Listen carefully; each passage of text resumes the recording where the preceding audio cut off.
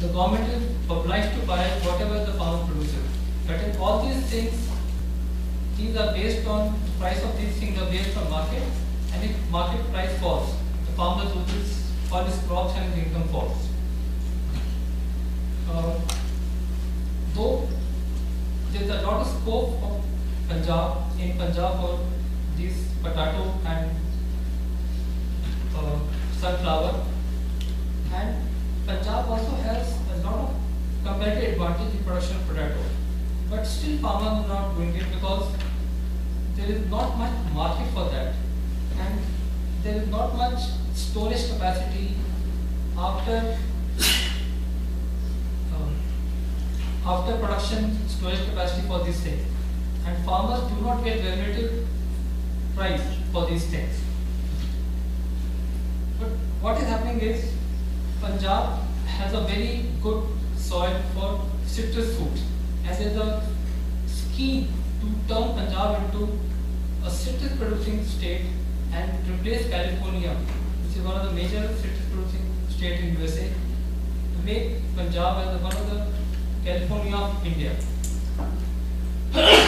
Now, another incentive is that to promote dairy farming in Punjab, because most of the small and marginal farmers, they get their major income from dairy farming and crop farming, and this dairy farming is a gender equal initiative in that the women of the household, they work, they collect milk, they also go and give it to the cooperatives, and this generates a lot of man-day employment for the ladies of the household, which helps alleviate the poverty structure of the small and medium farmers in Punjab. Poverty is also has become entrenched in Punjab, and unless we initiate new schemes like dairy farming and citrus farming, this rice and wheat cultivation is simply not going to take Punjab forward. In fact, it is degrading Punjab soil and Punjab agriculture year after year. A recent initiative has come that in terms of corporate farming, that big corporates have now started leasing land from Punjab farmers and started growing some crops like flowers, horticulture crops like vegetables, etc. for export. But this initiative also has not gone much through, though we can see that with Satluj agriculture, these are few examples, Niger Agro, and even big multinationals like Pepsi, Hindustan Lever, they have encouraged farmers to grow and diversify other crops, but still the results are not there on the ground. Punjab farmers only want to grow rice and wheat, which is giving them an assured sum of income. Now, again, Punjab government is also trying to promote organic farming, which is not based on fertilizers, pesticide, but uses local varieties. And last year also, Punjab government encouraged a lot of organic farming in the last 2 years, but still it has not gone through. Now, the root cause of this unsustainable farming practice is the amount of subsidies given to Punjab farmers. Last year alone, in 2010, almost $1 billion worth of subsidies was given to Punjab farmers. They are being given free electricity. And when farmers get free electricity, they will pump out water from the ground and try to grow rice, which is a very water intensive crop. So almost 1.5 billion worth of subsidies to farmers consists of fertilizer, subsidy for electricity, and subsidy for fertilizers. If this subsidy is withdrawn or rationalized, the farmer will be encouraged to grow alternative crops. And in the last 10 years now, the farmers have realized that a lot of ecological degradation has taken place by using high yielding varieties and hybrid seeds. So they are not trying to go back to their traditional form of farming. The seeds which they used to get from their own crops, they used to make their own seed from the crop, which was less capital intensive, which was less fertilizer intensive, which was less water intensive.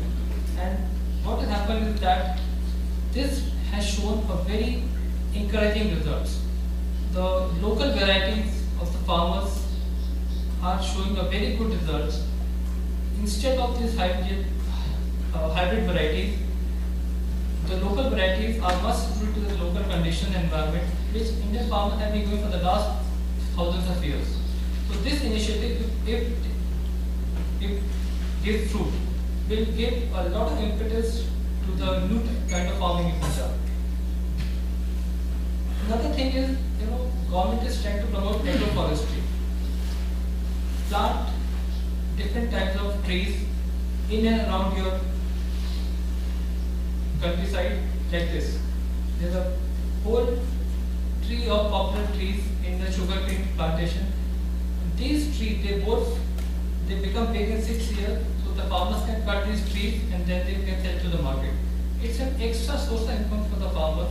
Not only source of income, but they also help in maintaining the nutritional status of the soil also. And what will happen if things go, this kind of rice, wheat, agriculture practice go on? Almost all of the land of Punjab will become degraded. Almost, Punjab has become the cancer capital. The fertilizer and pesticides have penetrated the whole agriculture cycle and water cycle. And there are not diminishing returns on every extra input which is added to agriculture. There is no benefit to be done.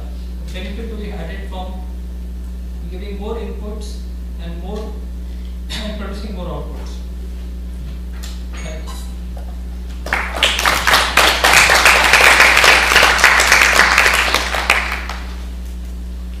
Thank you, Mr. Kumar. You highlighted many important facts about the Punjab state on food security and ecological status, and you have highlighted adverse effects of intensive agriculture like fall of water table or soil salinity and etc. Social and economic the adverse impacts of social and economic was also very pity to hear that such loss of fertile land can cause, and diversification of production, contract farming, promotion of agroforestry and dairy farming were some key suggestions that I noted from your presentation. Again, thanks for your presentation. Now, with Mr. Kumar's presentation, we concluded the panel session. Now I want to give floor to the questions. So I will ask those who wish to comment, please also introduce yourself, and if you have specific question to one of our panelists, please also mention that. Yes. I'm Cho of Channam National University in Korea and also president of Legal Climate Action Network. It's actually, as my cherish to speak in English, please try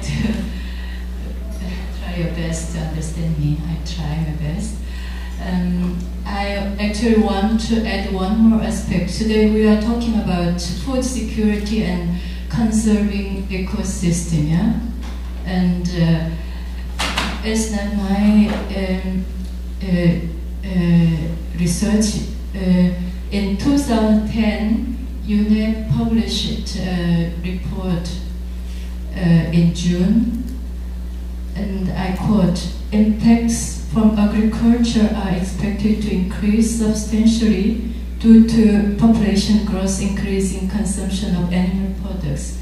Unlike fossil fuels, it is difficult to look for alternatives. People have to eat.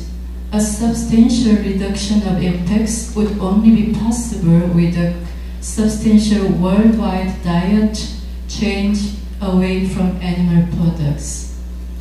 And we have now 398 ppm, and if we do not conserve our carbon sink, the most important carbon sink is rainforest. And for example, 1/5 of the Amazonian rainforest disappeared, and according to Brazilian Greenpeace, 90% of the Brazilian rainforest are disappeared because of cattle farming. So if we do not stop or reduce this process, I think 2017 tipping point is not only prediction but also the reality. So I think we could rapidly reducing this process. And the second one is Dr. Kumar mentioned also the depletion of groundwater. Yeah? I know that 2/3 of the groundwater is now depleted, and also the rivers. Yeah, Jordan River do not reach the sea, and if we eat vegan, we can save 90% of water. We need only 1/10 of the water. In US, 50% of fresh water are used the livestock, yeah? And this year we have this severe drought in US, and Nature Science said that it will continue 100 years, yeah? And to produce 1 kilogram of beef, we need 7 to 16 kilogram cereals. Now we have 1 billion. It's not 1 billion, 1,2 billion hungry people. And 37% of cereals is used to feed animals. If we eat vegan, if we become vegetarian, we can feed 2 billion people more. We can distribute very well the cereals that we have now. We can feed the whole population. So I want you accept this, you adopt this as your agenda too, and cooperate with us. Then we can solve the problem of world hunger, and we can also conserve our precious rainforest. That's my Thank you.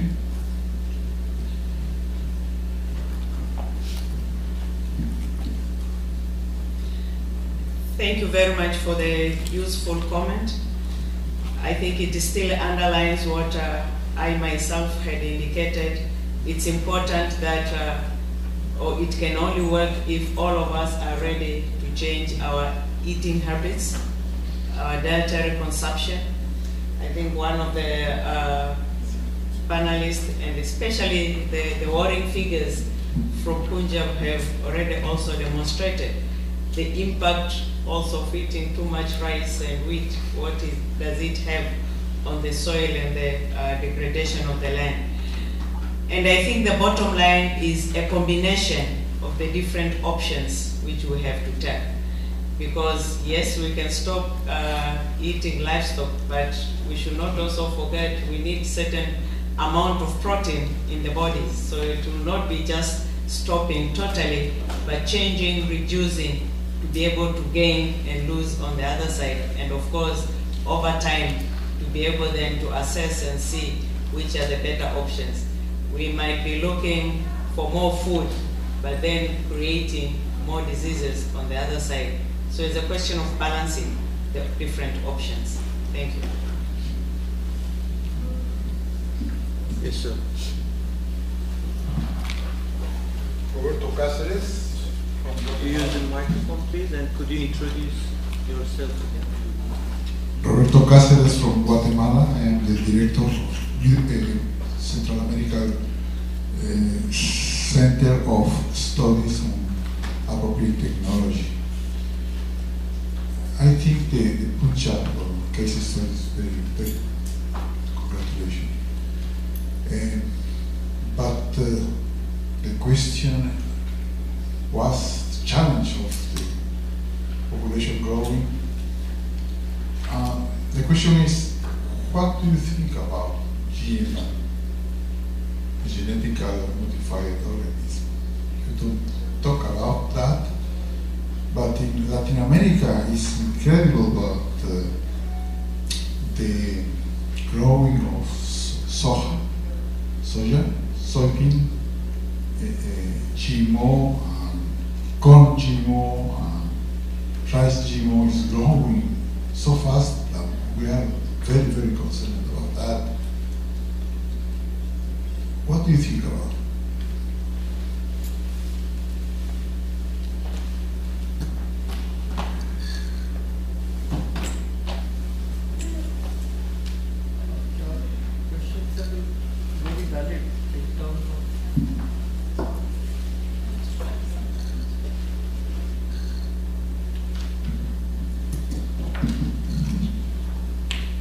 So your question is very valid in the context of food security issue which we are talking. Regarding GM foods, I can tell a few things about India. That we have not allowed any GM seed to come into India except cotton. And wherever cotton has been grown, GM cotton has been grown, it has shown very good results. But other than cotton, the government has not allowed any other GM food like rice, wheat, even brinjals and other vegetables to come, because the government is not trying to take any chances regarding the ecological effect of GM foods. The effect is still not clear in Western countries also, Europe and USA. Though maize is grown in USA and has shown very good results, GM maize, but government India thinks that our food security would be become more fragile if we allow for GM foods, because it would, make a farmer dependent totally on the big multinational corporations for their source of seeds, and the side effect of the GM foods, which is they are again more dependent on pesticides and fertilizers for output. Our total economy, in fact, almost 60% of the people in India are still dependent on agriculture, though only 15% of the total GDP comes from agriculture. And as I told you, almost 20% of the population in India is below poverty line. So our whole, we are in a transition phase, sort of. We have just managed to get food security in the last 20 years. Though there is food for everybody, but people still don't have purchasing power. And we don't want to rock this boat, sort of, by trying to introduce GM foods, on which there is no comprehensive data as to what will be the future effect of these foods on the soil, the environment, the total ecology. So it is in this context that government is trying to be very cautious in trying to introduce these GM foods, which everybody knows have a high productivity, but their unknown side effects are still being evaluated all over the world. Yes, ma'am.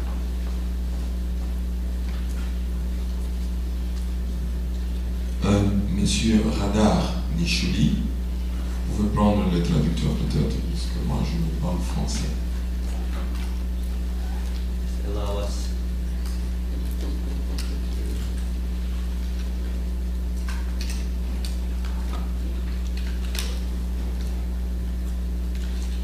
Oui, je disais, mon nom c'est Radar Nichouli. Je suis chef du parc national des Kaouzi-Biega en République démocratique du Congo. J'ai bien suivi avec attention les présentateurs, mais mon pays que je représente se retrouve devant un conflit de réflexion. D'un côté, on nous dit que la première voie pour le développement, c'est l'agriculture, puisque c'est un pays sous-développé. De l'autre côté, on nous demande d'aller de 11% vers 17% du territoire érigé en aire protégée. Et on a vu le gouvernement distribuer des tracteurs pour l'agriculture, puisqu'on dit pour un pays développé, si on veut se développer, la première phase de développement, c'est l'agriculture. Et là, je trouve un conflit, c'est-à-dire un conflit de développement qui doit commencer par l'agriculture, et de l'autre côté, on nous demande de protéger la forêt. Et qu'est-ce que vous pouvez nous donner comme conseil face à ça?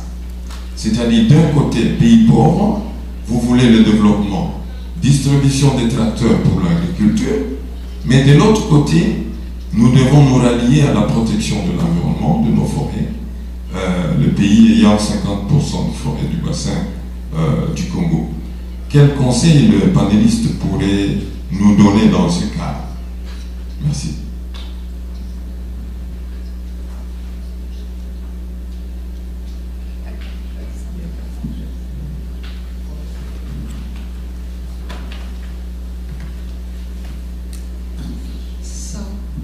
The question is, how do you strike a balance between development and agriculture and nature conservation, especially for those countries which are endowed with